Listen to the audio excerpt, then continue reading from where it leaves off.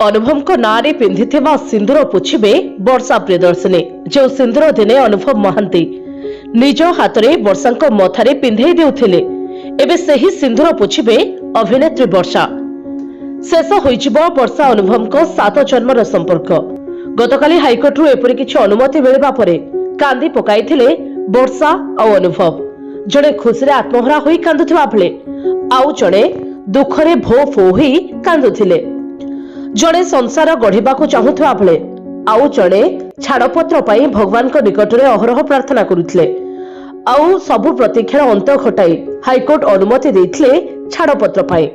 हाँ आज्ञा, Hollywood superstar अनुभव महांती एवं पत्नी वर्षा प्रियदर्शिनी विवाह विच्छेद मामलें आसी नुआ मोड़। हाईकोर्ट अनुभव को विवाह विच्छेद निमंते अनुमति देइछन्ति।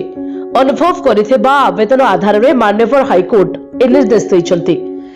केवल सेतिके नुहे, परिवार अदालत आग्रह करिथिबा निर्देश को हाईकोर्ट खारज करिछन्ति। हाईकोर्ट रे जारी होइथिबा पिटिशन रे अनुभव दर्शाइथिले जे 2014 रे उभयंक विवाह होइथिले मध्य विभिन्न समय रे वर्षा शारीरिक संपर्क रखिबाकू अनिच्छा प्रकाश करुथिले। वर्षा अनुभव को तांका वैवाहिक जीवन रे केबे भी खुशी दे नाहंती। ओलटा से सर्वदा अनुभव को ऊपर प्राधान्य विस्तार करुथिले। पारिवारिक जीवन रे वर्षा केबे हेले तांको सहयोग करनथिले।